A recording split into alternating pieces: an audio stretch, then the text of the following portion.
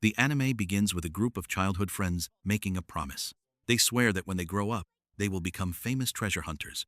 They will find every treasure hidden in the great imperial capital. By that time, they will be the strongest and richest hunters in the land. We learn that the world has changed. Many valleys have appeared, and each one is filled with precious treasures. But each valley is also guarded by powerful spirits. Because of this, the job of a treasure hunter has become very famous. A treasure hunter is someone who can take the treasure and keep it for himself. Time passes. Many years go by. Now, we see one of those friends as a grown man. He is walking alone down a street, remembering the simple memories of his childhood. We learn that this young man is named Krai. He is heading toward the hunter hall. Soon, Krai arrives at the clan building. He stands in a long line with other hunters. Everyone hopes to be accepted into a good clan. Among the people waiting is a girl. When she sees Krai, she walks up to him and introduces herself. Her name is Root. She tells him that everyone else looks tense and harsh, but he looks calm. That is why she chose to talk to him.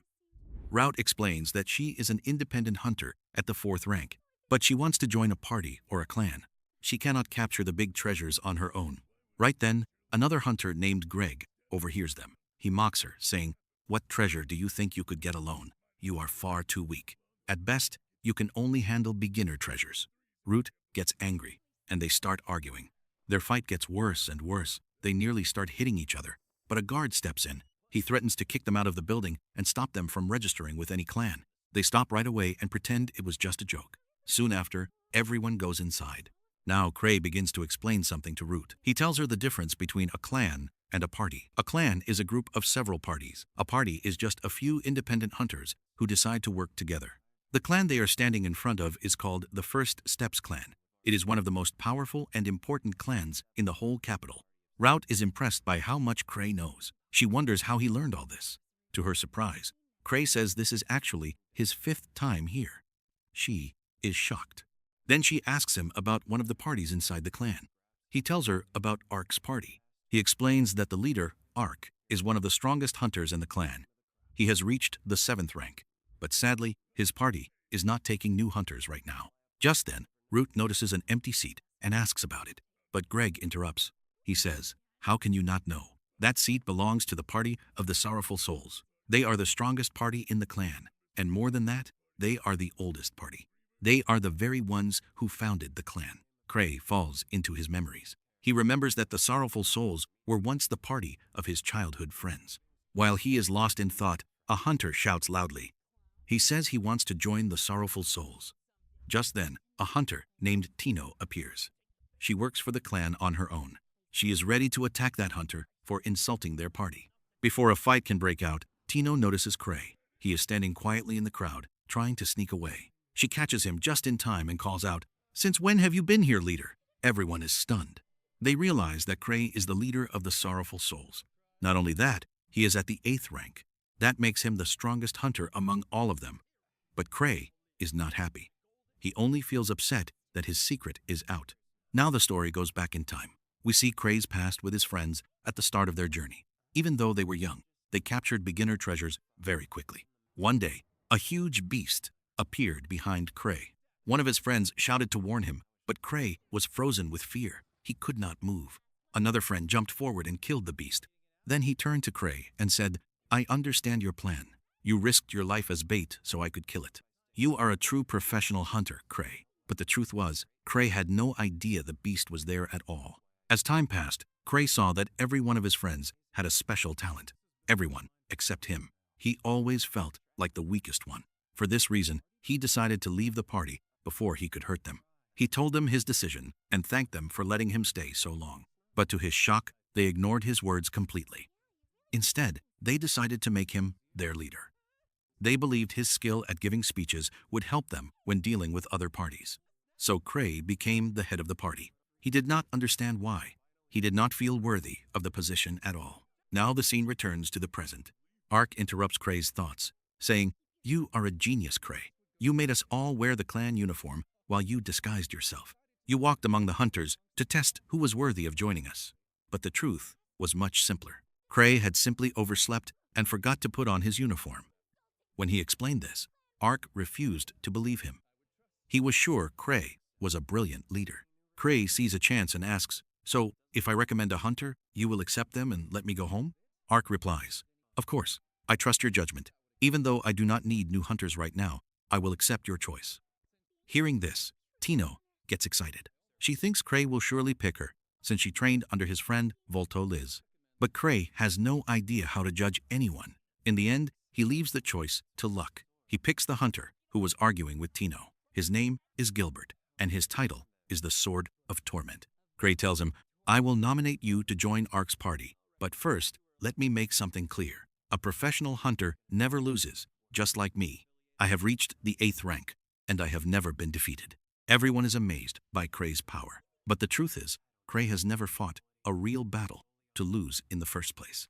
Then Krai throws one of his old rings to the ground. He declares that whoever grabs the ring can join them and keep it. Right away, a huge fight breaks out among the hunters. Everyone tries to get the ring, and chaos fills the building. Krai quietly walks away, leaving the mess behind. The day ends. The next morning, the clans are shocked by the news. The clan building is badly damaged because of the hunters' brawl. People say the guildmaster himself wants to see Krai, refuses at first. He says Ark should go instead. But Eva tells him the guildmaster asked for him by name. Krai is nervous and has no choice but to go. When he meets the guildmaster, he apologizes for the damage. Luckily, only things were broken. No one was hurt. The guildmaster says, "There is nothing I can do, since no one filed a complaint. But the First Steps clan is one of the greatest. Everyone looks up to it. So, a small punishment must happen." The punishment is for Krai to pick one of the menial missions. These are the boring or dangerous tasks that hunters usually refuse. Krai knows nothing about these missions, so he picks one at random, unquote. It turns out to be the hardest one of all, rescuing 5 hunters. But Krai does not worry. He plans to give the mission to Ark and his party. However, when Ark returns to headquarters, Tino bursts out angrily. She tells him that Ark's party has gone on a mission for a noble. They will not be back for days. Then she shows that she was the one who won Krai's ring. With no other choice, Krai hands the mission to Tino. But when she sees it is a menial mission, she tries to run away. Krai ties her up with his magic chain and brings her back. She begs him not to give her such a hard task. She says it is impossible to do alone. Krai says, "Do not worry, I will bring you hunters to help." Soon after, Root, Greg, and Gilbert arrive at the headquarters. Krai called them for help. When Tino sees them, she is frustrated. She has to work with them on the same mission. Now the story goes back in time again. We see their first arrival at the capital. Krai's friends wanted to register with the guild, but Krai refused.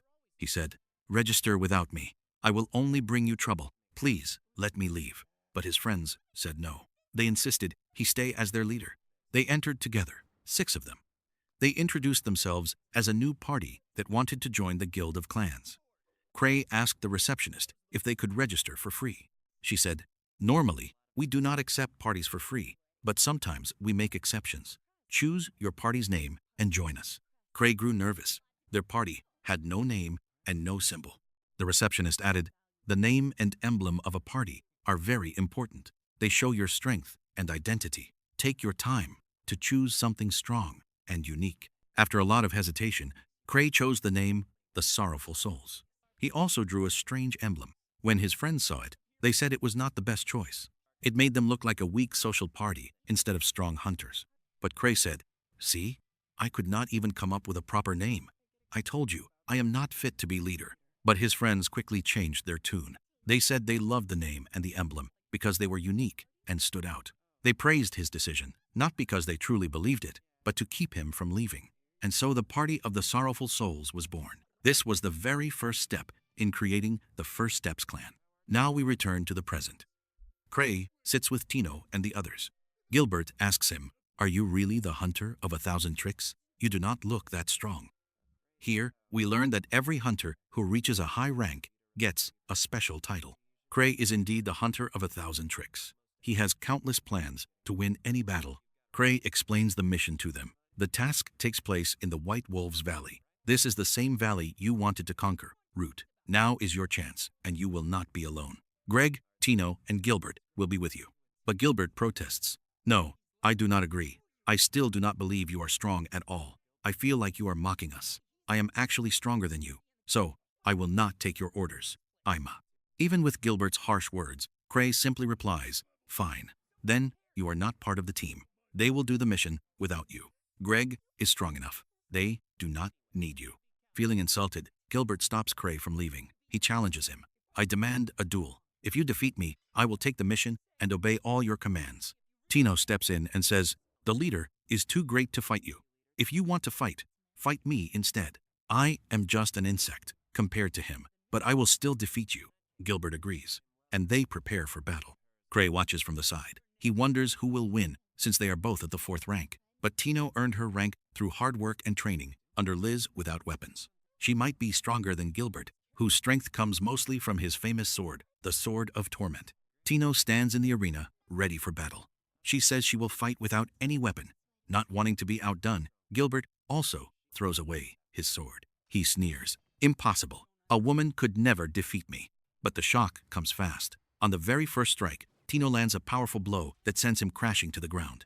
Gilbert refuses to give up and rises again. But Tino hits him a second time, and he cannot stand. She tells him coldly, if you want to keep fighting, use your sword, because without it, you will never reach my strength. Gilbert feels bitter. He remembers his childhood dream of becoming a professional hunter. Reaching the 4th rank, he thought he had made it. But now he sees that many hunters are stronger than him. He is still only at the start of his path. Krai's voice breaks his thoughts. Weren't you in another party once, and you left them because they were weaker than you? Is that right? Gilbert is stunned. How do you know that? Krai shows his ability and says, I know everything about every hunter. At that moment, Gilbert begins to truly believe in Krai's strength. He regrets how he treated him. He agrees to join the team for the mission. So the party sets out for the White Wolves Valley. Krai stays in his office, reading about the mission and the valley. We learn that the tombs and treasure valleys are made from mana mixed with energy. Mana is the hidden force that makes up the whole world. But in the White Wolves Valley, the energy is much stronger. It is one of the most dangerous valleys. The wolves that once guarded it were hunted down for their precious fur. But now, a blood-stained wolf has appeared. That is a sign of something much more dangerous. When Krai finishes reading, he mutters, good thing I did not go with them. Otherwise, I would be in great danger. Just then, Eva interrupts him. I do not understand why you never join any mission. You have so many ancient weapons and artifacts that could protect you. And by the way, you should stop buying so many if you never use them. Later, Krai sits with his friends at the guild. They talk about the White Wolves Valley. They say it is so dangerous that the guild might raise its rank from level 3 to level 6. Fear grips Krai's chest. This means his friends have no chance of finishing the mission. The strongest among them is only rank 4.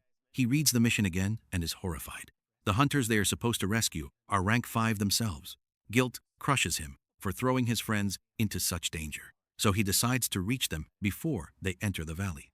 Krai opens his magic gate and pulls out all the ancient weapons he needs. When Eva sees this, she explodes. Where are you going? He answers lightly, just for a walk. Then he opens the window, spreads his magic cloak, and flies into the sky. Eva freezes in disbelief. Krai used a forbidden artifact inside the capital. That cloak is illegal because no one can control it, stop it, or steer it. It is very dangerous. Krai's trip to the valley will not be easy. Now we flash back again. The Sorrowful Souls are in their first week in the capital. They are now an official party. They gather in a tavern to celebrate their wins, like killing a beast in a level 3 treasure cave, even though they are not that strong yet. A nearby hunter overhears and mocks them. You are just children doing beginner tricks. 2 members of the party open a bag in front of him. Inside is the beast's severed head. The hunter stumbles back in terror and runs out of the tavern. Krai sighs. I told you not to bring the beast's head, but because of that act, news of their strength spreads quickly. All the hunters start to see the Sorrowful Souls as a real, powerful party. We return to the present. Tino and the hunters arrive at the White Wolves Valley. They see the beasts hiding inside. They agree to work together, even though the monsters are far stronger than them. Still, they fight hard and defeat every creature, but it costs them nearly all their energy. After the battle, they wonder why Gilbert's sword seems weak. He remembers that Krai was the last one to use it. Krai must have drained all its power, and I cannot recharge it on my own. Greg speaks with worry. This mission is too hard for us. We have to stop here and call for help, but Tino cuts him off. We will not retreat. We will finish this mission as the leader commanded. This is the first mission he gave me. I am your commander, and we cannot fail, she continues. Surely, Krai planned everything. He drained the sword on purpose. He wanted us to rely on our own strength, not on ancient weapons. Now let us enter the valley and finish the mission. They sneak inside, using the trees to watch the beasts and count them. Tino then says, "This valley was made for the wolves. It is better to fight them here than in the forest. The forest is too big. It gives them room to use their full power. Then we would have no chance." Gilbert is fired up and steps forward. "I will start the attack." Tino refuses firmly. "Do not act without us agreeing together. I must protect each one of you. Krai trusted me. He is sure I will keep you safe. I have to live up to that trust." She makes a plan, and everyone attacks the wolves. She thinks to herself, Krai is an amazing leader. He picks each hunter carefully for the mission. Each one has an important role. Without one, the mission could fail. Gilbert is confident and fights without fear. Greg has great skills and experience. Her own speed and focus let her spot the wolves, which helps the others fight without worry. After a long, hard battle, they finally beat all the wolves. Tino encourages them. "We have finished a big part of the plan. Only the last part of the valley is left, where the leader lives. Once we defeat him, we can save the trapped hunters." But Greg objects. "The leader wolf will be much stronger than the rest. We should leave now, before we all die." Tino rejects his words. "Why are you such a coward, Greg? We got through the hard parts. We can get through what is coming." Her words send Greg into memories. He remembers his old friends who died chasing treasure. That is why he stopped trying to get stronger after reaching rank 4. He was happy just catching small treasures for money. Nothing more. That is what made him a coward, afraid to risk his life. But Tino's words light a fire in him again. He agrees to enter the valley. They all go in together. Then the leader wolf appears. It is many times bigger than any wolf they have seen before. Fear grips everyone except Tino.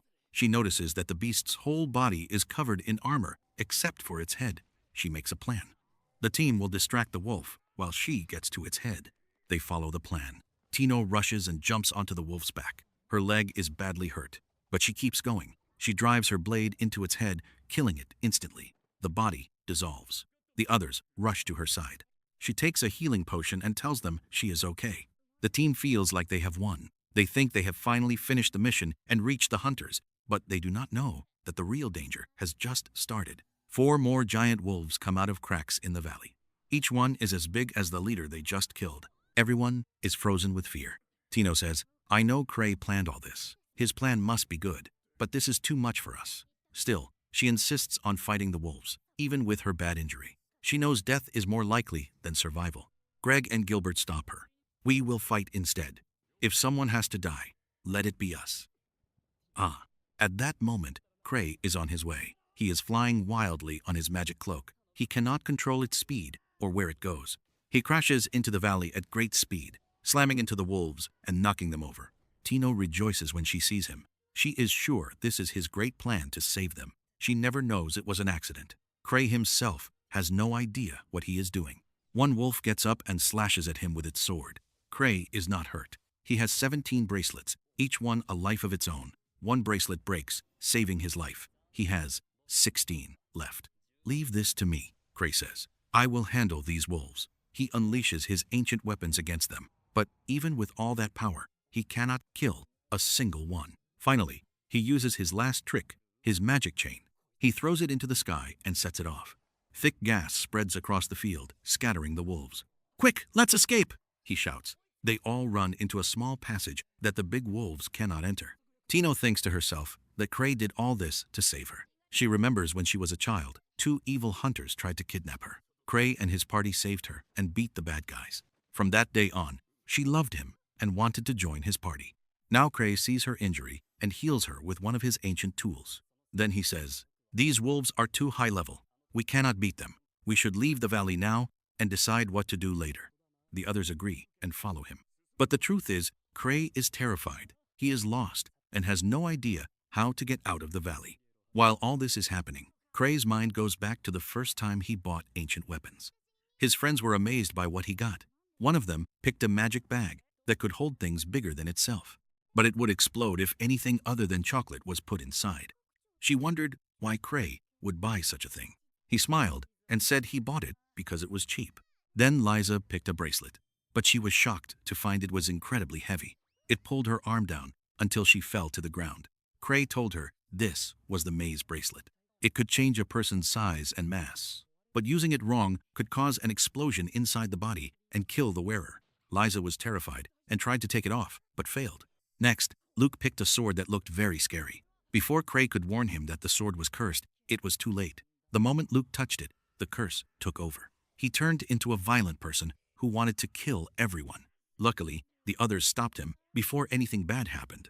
At first they thought these relics were strange and useless, but later they saw how important they were. The relics became tools to train themselves in controlling their own power. Krai wakes from his memories, still lost. He does not know what to do about the trap they are in. He thinks about asking Tino for help, but he imagines she would hate him if she saw his true weakness. So he keeps walking without knowing where they are going. Tino interrupts his thoughts. I know you must have a plan. That is why you brought us down this path. But can you tell us where this road leads? It cannot be the way out. If we want to leave, we have to go back through the leader's room. Krai is shocked by this. He is frozen with indecision. He realizes he has led them into a terrible situation, but he keeps walking the same path, hoping it might somehow lead to another exit. This time, Route breaks the silence. Where are we going? Where could this road possibly lead? In his heart, Krai admits, I do not know where we are going. I have no idea why you all made me leader. While he is still lost in thought, the team's surprised voices cut through. Tino declares, Did I not tell you? The leader has a plan and knows exactly what he is doing. Krai has no idea what she means until he turns around. He is just as surprised. There, in front of them, is the group of hunters they were sent to rescue. Krai's companions rush toward the trapped hunters. They are in bad shape, completely out of energy. Tino gives them her healing potions. Krai gives them his magic chocolate to give them a little energy. Then Krai talks to the leader of that party, whose name is Rudolph. He asks what happened to them. Rudolph tells him about the monster they faced. It was more terrifying than anything before. Krai is surprised. I know the White Wolves are strong, but not so strong that a full rank 5 party could not beat one. Rudolph shakes his head. White Wolf? What White Wolf? I mean the skull-faced leader.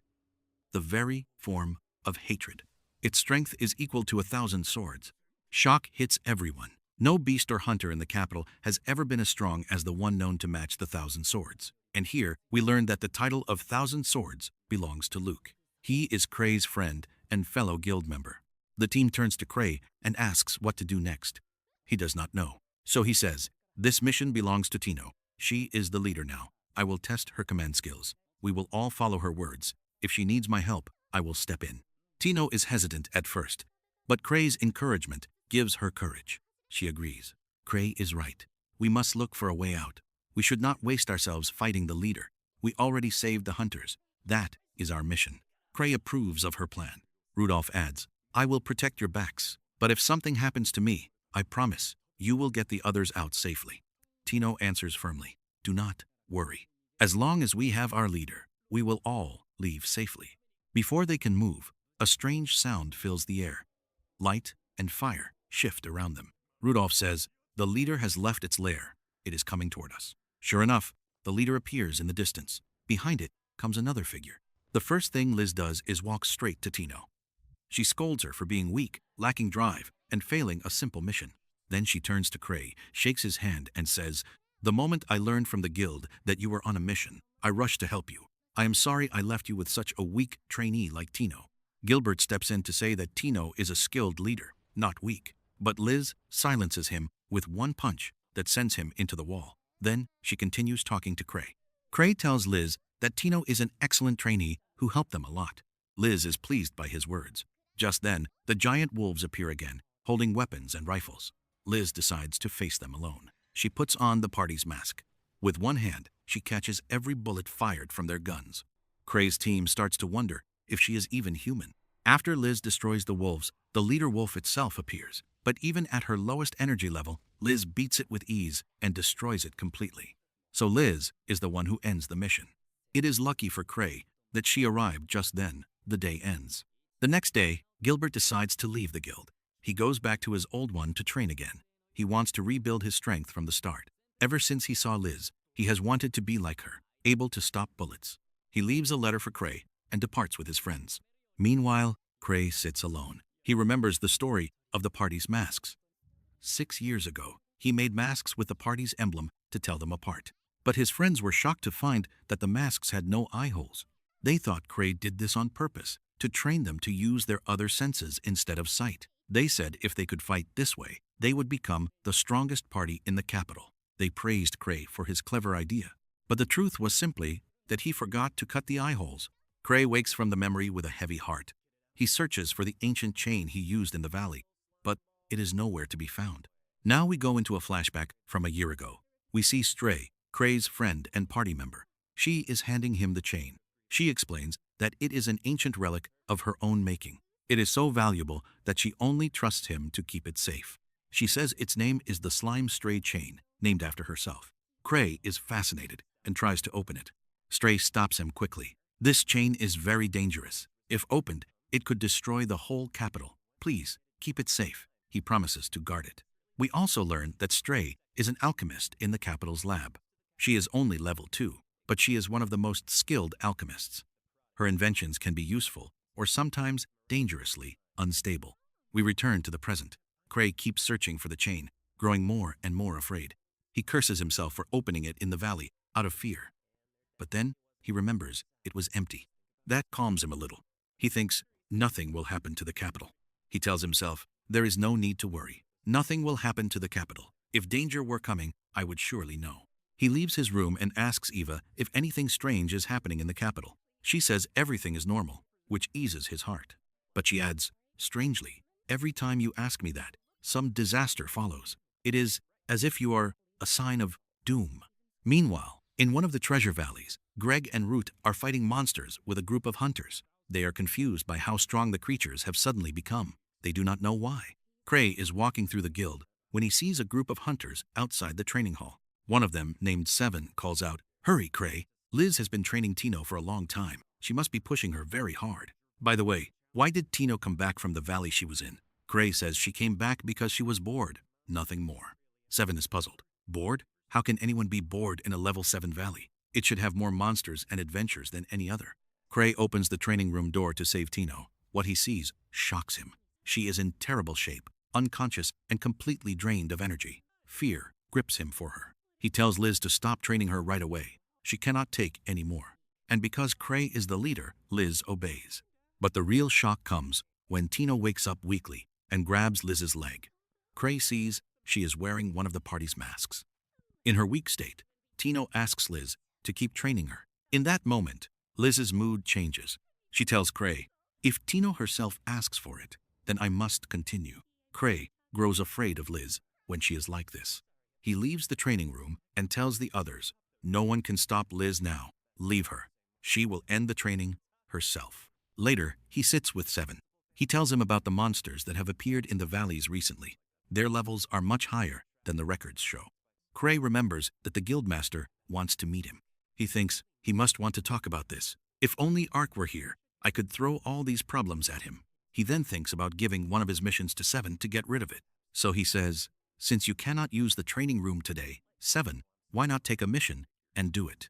That way you also train. Then Krai walks away, feeling clever for escaping the mission assigned to him. A new hunter in the clan sits with Seven. He sees Krai's behavior and says, Krai seems careless and cold. But Seven silences him. Do not be fooled by how he looks. He is the one who protects the whole clan and keeps it balanced. Behind his calm face is a fierce beast that no one can stand against. End quote. Meanwhile, the guildmaster sits with his assistant. He reads reports about the new monsters. That is why he wants to meet Krai, to talk about it. When his deputy says Krai claims to be busy, the master decides to visit him himself the next day. That same day, we see a group of scholars standing before a strange machine. Their leader, called the Sorcerer Lord, says in shock, how could Krai, at level 8, predict what would happen in the capital? It is only a matter of time before they find this place. But luckily, they cannot understand what the device does. We learn it is made to change the energy of the valleys. It makes the monsters stronger while letting only its creator take the treasures. The shocking part is that Krai is standing in the distance, watching and listening to everything. But suddenly, he wakes up. It was all a dream, a nightmare that felt so real, like he had lived it himself. The day ends. The next morning, Krai decides to take a break and go out with Liz. But as soon as they go down to the guild's yard, they are shocked to find the guildmaster and his assistant waiting for them. The master says, we need to talk. But Liz refuses. Today is a holiday from the guild. Krai is going out with me. As the master insists on speaking to Krai, a violent fight breaks out between him and Liz. Krai leaves them to fight and sits with the master's assistant. The assistant explains what has been happening with the monsters in the treasure valleys. Their levels are going up alarmingly without any clear reason. Krai grows nervous. He thinks the secret chain might be the cause, but he keeps this to himself and tells no one. Soon they all go to stop the fight between Liz and the master. The fight has already damaged much of the guild because of their huge power. It is then revealed that the master used to be a rank 7 hunter. He was later promoted to be the leader of the guild of clans. When Liz sees Krai, she calms down at once. She runs to him and says, "Come, let's continue our holiday." They leave to walk through the city. Liz tells him about the valley she entered and the beasts she fought. She says they were the strongest she has ever seen. Meanwhile, Krai's mind is full of worry about the chain. He fears it might cause the capital to fall. He asks Liz, "If this capital were to fall, what would you do?" She answers simply, "Of course, I would run away, and I would take you with me to visit all the places I have always dreamed of seeing together." Krai is surprised. She did not even think about saving the city. At that moment, Liz sees someone watching them. She grabs him, ready to catch him, but Krai tells her to let him go so he can learn his intentions. As soon as they release him, the man runs away in a hurry. Liz thinks Krai let him go on purpose because he has a plan. The mysterious man hides and wonders, why did Krai let me escape after he caught me watching him? Back at the guild, Seven and his party are heading out on a mission under Krai's orders. Of course, the master knows that Krai sent them to get rid of the mission that was really his. The mission is again in the White Wolves Valley, where new wolves have appeared. They are said to be stronger than before. The master has no choice but to give the mission to Seven. Seven and his team go into the valley. Soon they are surrounded by wolves on all sides. Seven finally understands why Krai pushed this task onto them. As for Krai, he is still walking through the city with Liz. She thinks he is just enjoying his holiday with her, but really, he is following a map Eva drew. The map marks the most dangerous streets in the capital, full of thieves and robbers. He searches those alleys, hoping one of the criminals might have stolen the chain or taken the slime that was inside it. Liz notices he is distracted, leading her down strange streets far from the main roads. She asks if he is on a mission or needs help. Krai says he is looking for something important. When he finishes, he will take her to eat ice cream, just as she wants. Right then, Liz spots an ice cream shop across the street. She tells Krai they should quickly go and buy some. But the shocking truth is that this shop is actually the secret base of the same man who was spying on them earlier. When he sees them coming, he freezes in terror. He thinks, now I understand why Krai let me escape. He did it so he could find my base and capture me. While he is trembling with fear and not sure what to do, Sophia, the assistant of the Sorcerer Lord, arrives. It turns out this man works for them too. When he tells her what happened, she helps him and quickly shuts down the shop. When Liz arrives, she is upset. She is sure the shop owner is hiding inside. She wants to break in and face him, but Krai calms her down. He tells her they will just find another shop. He leads her away. Meanwhile, Sophia reports to the Sorcerer Lord. Krai has found one of our secret bases, a base so far away that no one was supposed to find it. This means he knows our plans and is close to discovering the device we have worked on for years. Clearly, we underestimated him. We must act fast before he exposes our secrets. In my opinion, we need to kill Krai. Once he is gone, it will be easy to wipe out the rest of the hunters. He is their leader and the one who keeps them safe.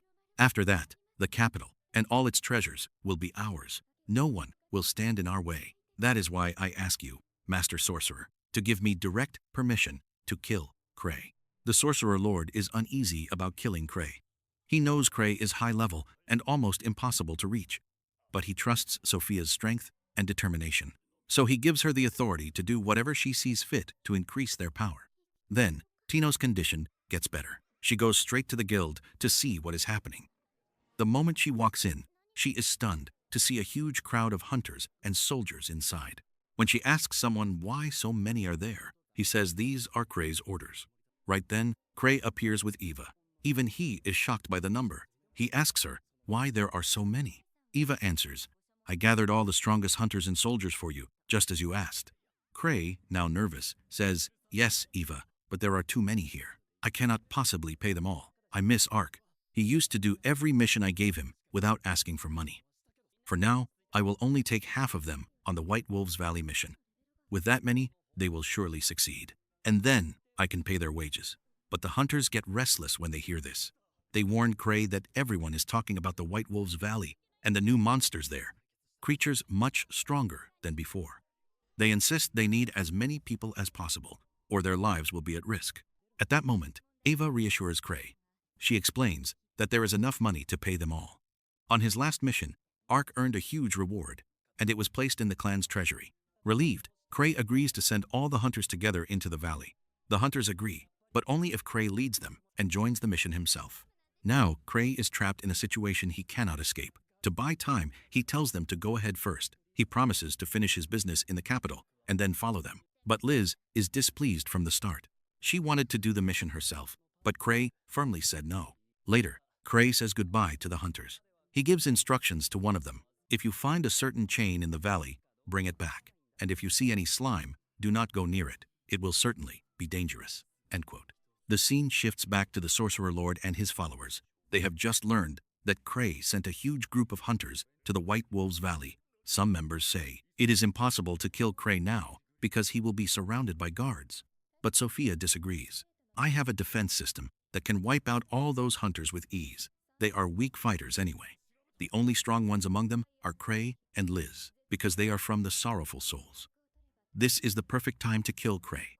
No one from his party is with him except Liz, and I know her weakness. I can use it against her. Luckily, Stray is not here, and if she comes back, I will kill her myself. She is my sworn enemy.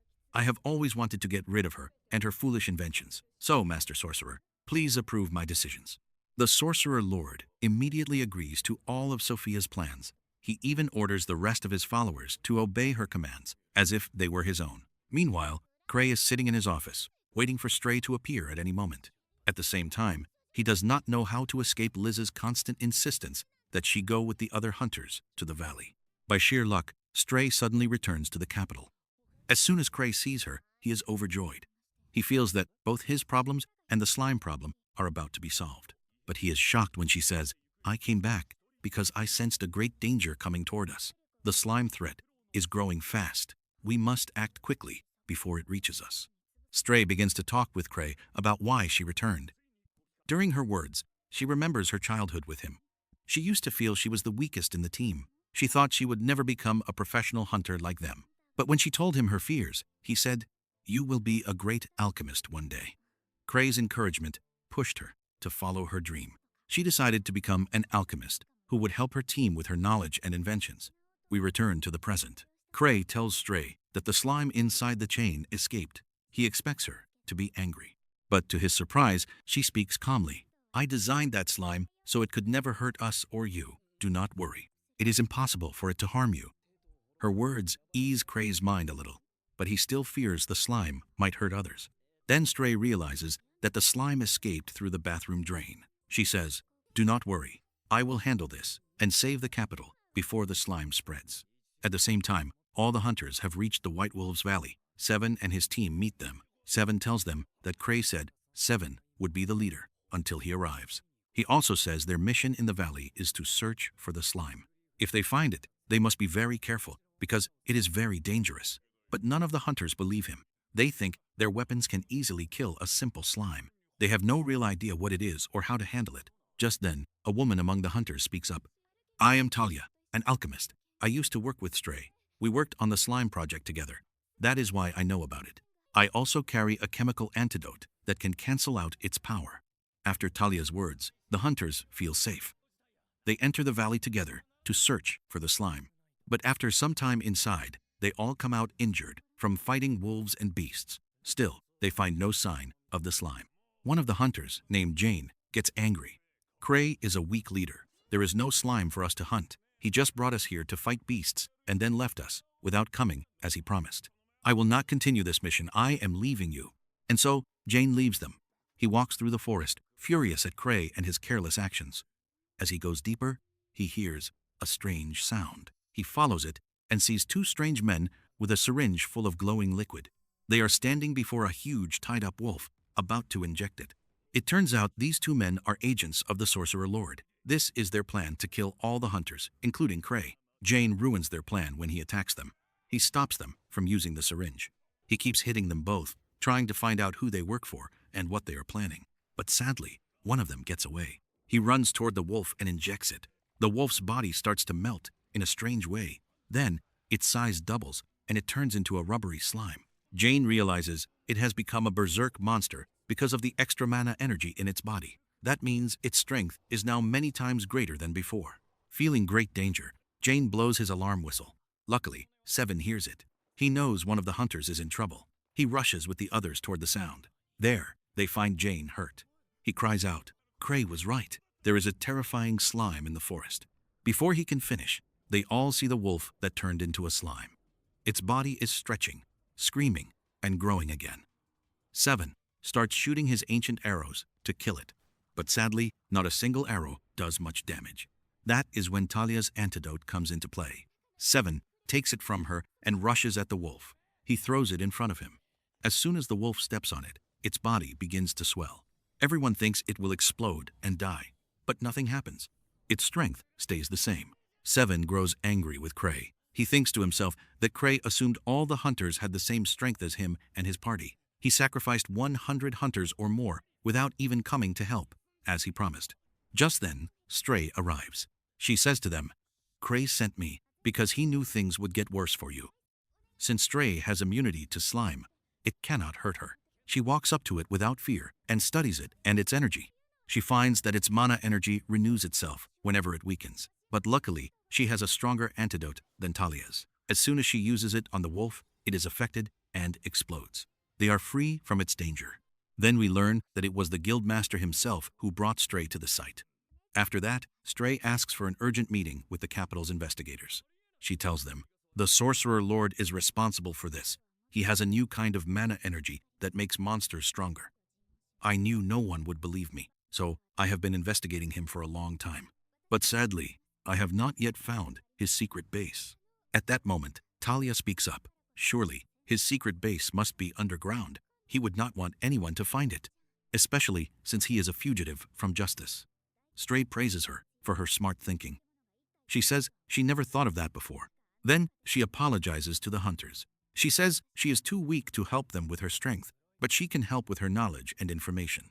Seven hears her words and says, "Stray is a fierce beast, just like the rest of the Sorrowful Souls. There is no weak member in that party. They are all at the peak of strength." At the same time, Flake, the Sorcerer Lord's assistant, learns that Sophia has asked them to start releasing the slime-injected monsters one by one. But when he asks about Sophia, he finds out she is not in the base. She has gone out to continue her plan to attack Krai and the hunters. Flake grows furious. "How can we release a monster right in front of Krai and Stray? That would be suicide." Sophia does not realize she is facing the strongest party of 10 hunters. It seems Sophia should stick to chemistry and leave war to those who understand it, like me. Therefore, I will not follow her orders.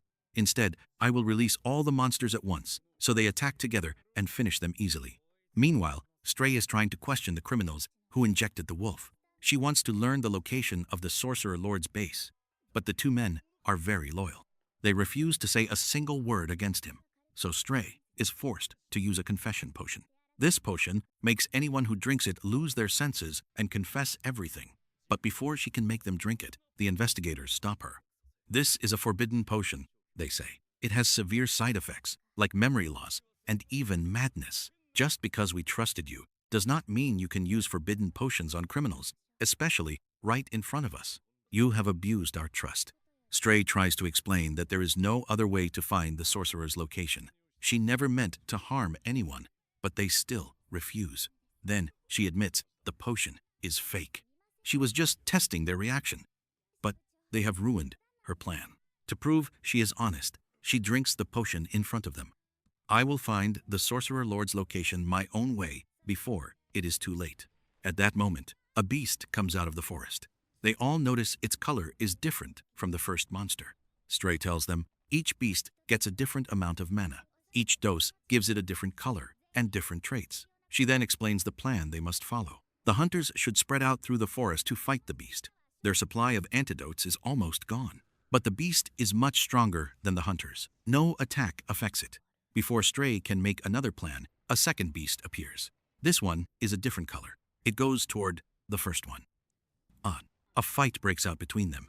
Soon, a third and fourth beast join in. The monsters instantly forget about the hunters and start fighting each other. Everyone realizes that monsters injected with different substances see each other as natural enemies. They have to fight to the death. They finally understand what Sophia meant when she said to release the beasts one at a time, not all at once. Stray says, "What happened is lucky for us. We could never have beaten them all on our own." News reaches the Sorcerer Lord. He contacts Sophia. She is furious. She yells at Flake for disobeying her orders and acting on his own. "I planned everything in exact detail. I never act randomly. If you had followed the plan, we would have won by now. But because of your foolishness, you have given them more time to find our location. To fix this disaster, we must strike them fast. And we must use all the hatred eaters. They are the only beasts that can stop Stray's power. I repeat, Flake, all of them, not just one." The Sorcerer Lord then orders Flake to follow Sophia's plan exactly. "This is your one chance to prove yourself and fix your big mistake," he says. Flake swears. Meanwhile, Stray is studying the situation closely. She is trying to find the Sorcerer Lord's hideout. Talia watches her from a distance. She is lost in memories of their past. Stray used to be her teacher and friend. She always surpassed her. Talia remembers Stray's unmatched courage. She was never afraid of even the most dangerous experiments. And sometimes, Talia envied her. She was sure she could never reach her level. Talia walks through the forest, deep in thoughts about Stray. She runs into Seven. He is surprised to see her awake at this hour. She says she was just thinking about their strange situation. Seven tells her, "What is stranger is how those criminals seem focused on you. They seem fixated on the strange color of your hair." Talia agrees with his words. At that time, Stray tells the guildmaster that she has found the Sorcerer Lord's location. She gathers all the hunters and announces the place out loud. The criminals hear this and grow furious. They scream, "No, that is not our leader's place. The leader is not there." In their rage and fear, Stray is sure she has found the right spot. The criminals scream, "Save us, Sophia!" The hunters are confused. "Who is Sophia?" they ask. Stray answers, "Sophia is my sworn enemy. She is the Sorcerer Lord's disciple and his right hand. She is like a ghost, able to appear anywhere at any time. That makes her one of the greatest dangers we face." Once Stray speaks, the hunters begin their march toward the Sorcerer Lord's hidden lair. On the way, Flake attacks them. He brings one of the hatred eaters with him. This creature can unleash terrifying thunderbolts. All of them shoot towards Stray. When Flake is sure he has struck everyone down, he lands proudly on the ground. He watches the hunters fall from the lightning he called. He boasts, "I knew I could defeat you all with just one beast. Now I have proven that Sophia's plan was wrong. I must go and report to my leader about my strength that wiped you out with only one creature." But suddenly, Flake is shocked to see Stray standing in front of him without a single scratch. She is angry. "What beast do you think defeated us? That was a weak spell. I have trained against much stronger magic than that." Without warning, Stray pulls out a gun and fires at Seven. But the gun is loaded with a strong healing dose. It not only heals Seven, but also gives him back his energy. It gives him the strength to rush forward and hit Flake with one blow that drains all his power. Seven then turns to face the beast as well, but his strength is not enough to match it. At that moment, the guildmaster himself steps in. He fights the monster while Stray gives healing potions to the rest of the hunters until they all recover. Then they quickly continue their march toward the lair before the Sorcerer Lord can escape. They arrive just in time. They prepare their attack plan and decide who will go in first. Meanwhile, Krai finally decides to head toward the other hunters.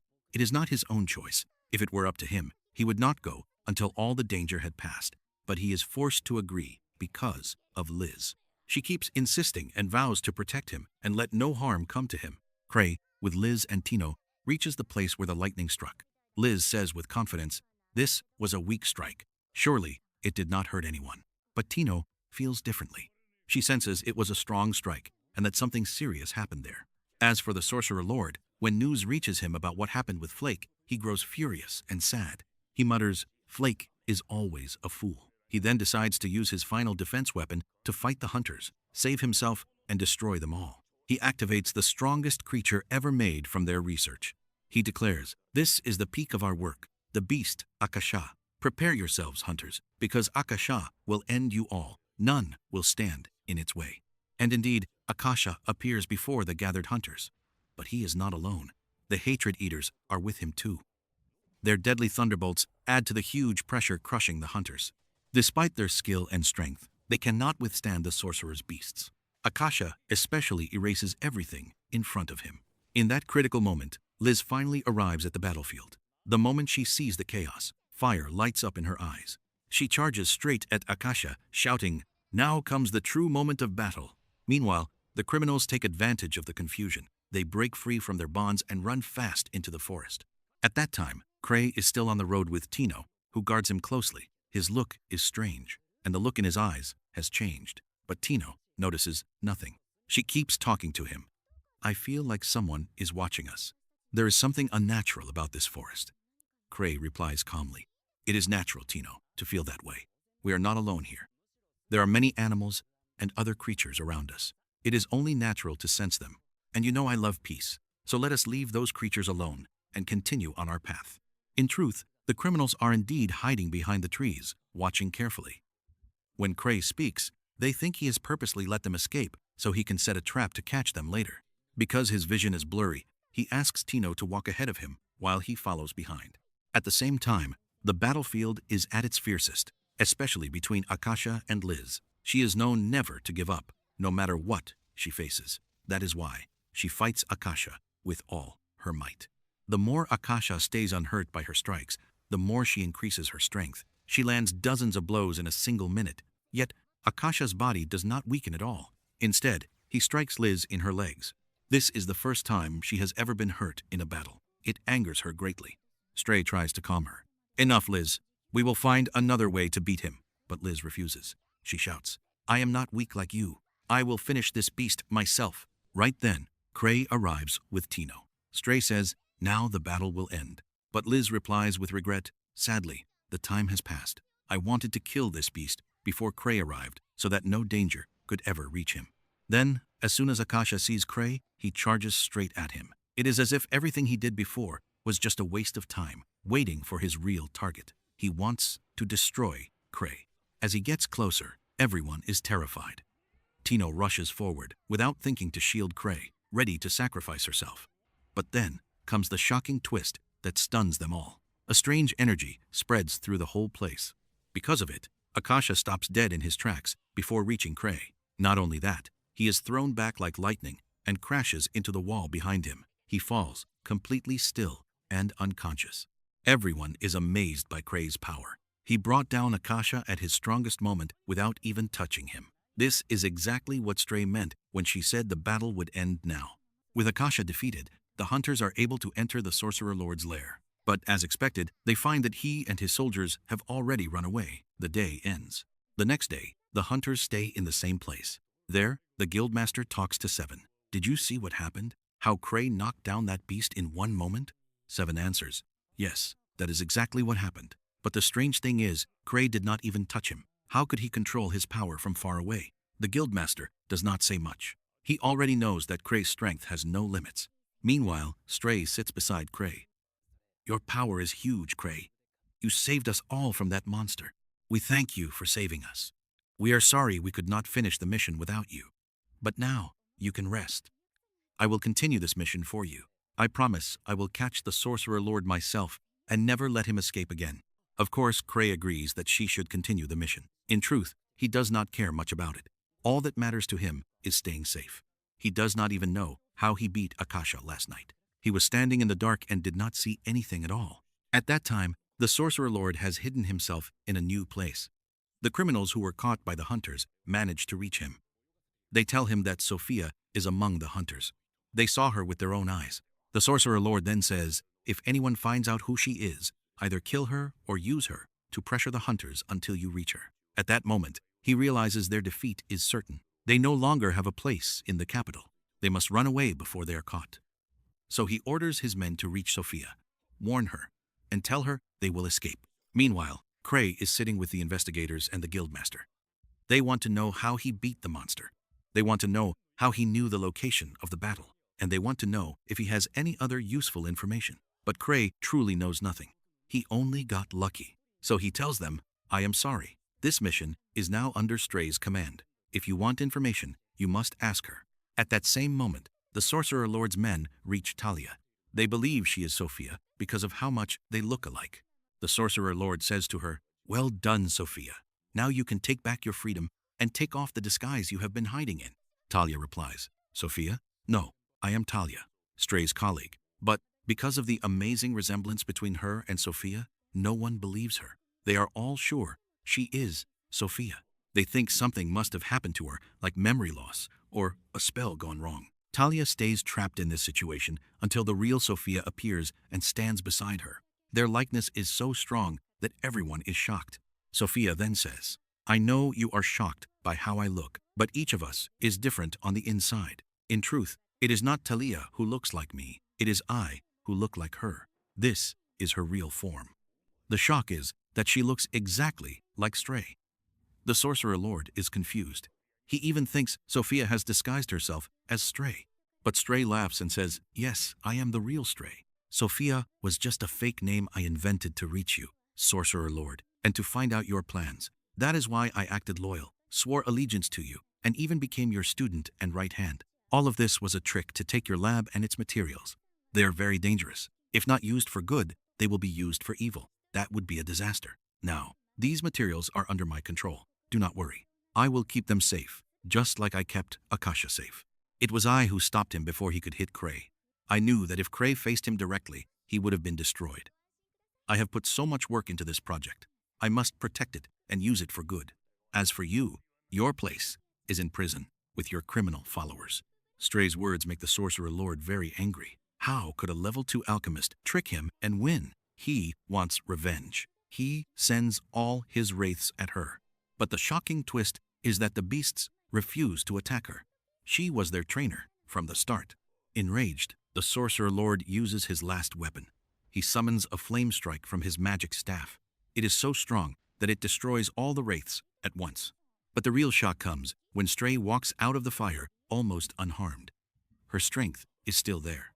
She says, "I will not lose as long as I have this. This is Stray's slime. I made it myself. It feeds on all mana energy." The Sorcerer Lord shakes with fear. He thinks, if this slime really feeds on mana, then it will eat the whole world. The world itself is built on mana. At that moment, Stray says, "I am still working on this project. But for now, it only feeds on corrupt people like you." Her words scare the Sorcerer Lord even more. He sees that it is his turn, so he tells his men to get ready to escape before Stray reaches him. He tries to run and makes it to the exit door, but there he is met by a huge beast that pushes him back into the lair. When the creature shows its true form, it is terrifying. Stray says, "I made this beast from the materials in your lab. It will not be me who finishes you. It will be him." The monster moves toward the Sorcerer Lord. It keeps saying, "I will kill you. I will kill you." It grabs him, chokes him, and ends his life once and for all. Afterward, Stray goes to Krai. She tells him her mission ended well, but she never tells him about her disguise as Sophia. She does not reveal any of those details. Not only that, she also erases Talia's memory, so she will forget everything and never tell anyone. The only thing Stray asks Krai for is to give her one of the Hatred Eaters. All the lab's materials will be sent away to the Empire. Krai agrees. Then he asks her about her mortal enemy, Sophia.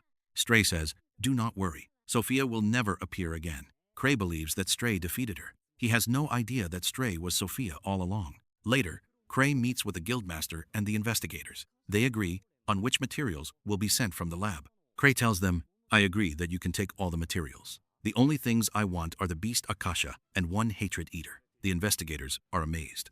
Why would you want such a terrifying creature as a Hatred Eater? Still, the investigators accept his request and give him one Hatred Eater. At that moment, Stray thanks Krai deeply for his favor. Then she goes to prepare her tools so they can return to the clan headquarters. During this time, the Guildmaster asks to speak with Krai alone. When they sit together, he says, "You know, the festival is about to start. The capital is full of visitors from everywhere. I have heard that among these visitors is Arnold. Let me tell you, Arnold is one of the strongest hunters. He is ranked 7th level. He has killed dragons with his own hands. But his only flaw is that he is from the countryside. He comes from a simple village called the Village of Mist." Krai answers coldly, "He is 7th level. I am 8th level. I can kill dragons easily. There is no difference between us that would make me fear him or respect him." The Guildmaster is relieved. He pats Krai proudly on the shoulder before leaving. He does not know that this friendly pat actually hurt Krai. Luckily, Krai was wearing one of his ancient rings. The blow drained its energy instead of hurting his body. It saved him from losing all his mana. Soon after, Krai and Stray leave the capital's headquarters. At the same time, Arnold enters the capital to make a name for himself. He sits with his party, talking about what they will do at the festival. One of them says, "Everyone in the capital must know we are a strong party. Just because we are from the countryside does not mean we should be treated as less. They must respect us and fear us. We have the strongest dragon slayer among us, Arnold himself." Arnold feels proud and agrees with them. Meanwhile, Krai and Stray reach the clan headquarters. Stray lets the hatred eater out of its cage for the first time. It is still small and looks gentle, but Eva is scared of it. Stray tells her, "I trained it to never hurt me or Krai. Look for yourself." And indeed, the creature goes to Krai. It plays with him and hugs him without causing any harm. At that moment, Krai feels the mana being drained from all his ancient rings. All his ancient tools and weapons have lost their energy. They need to be recharged right away. These are the things he depends on for his strength. Then we learn that the person who always recharged these tools was Lisa, the fourth member of their party. So Krai asks Stray when Lisa will come back from her mission. Stray says her mission is not over. It will be a long time before she returns. Krai says the tools need recharging. No one can do that except Lisa. Stray tells him, "Do not worry. I will take care of it and recharge them all." Meanwhile, in a noble's palace, Ark is meeting with a high-ranking official of the kingdom. This is the same man who once gave him a mission. The noble asks Ark to leave the First Steps clan and work with him directly. But Ark says no.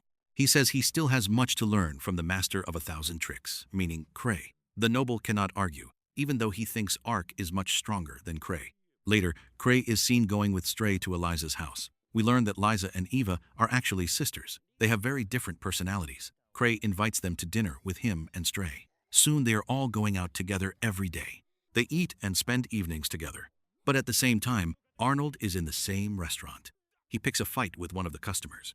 One of Arnold's men shouts loudly, "Do you know who this is? This is Arnold, the Dragon Slayer. He is 7th rank. He could beat you all easily, you weaklings." When Liza hears this, she gets annoyed. She pretends to be impressed. She walks up to Arnold and offers him a drink as if it is free. But the moment he comes near, she hits him with all her strength. He goes crashing to the ground, and she does not stop there. She also strikes down every one of Arnold's men who try to come near her. With Liza's great strength, none of them can stand against her. Soon, they are all lying around her. But will Arnold try to get back at Liza for what happened? And what is the secret behind Krai's strange weakness, even with his high rank? This is what we will discover in the second part of our story.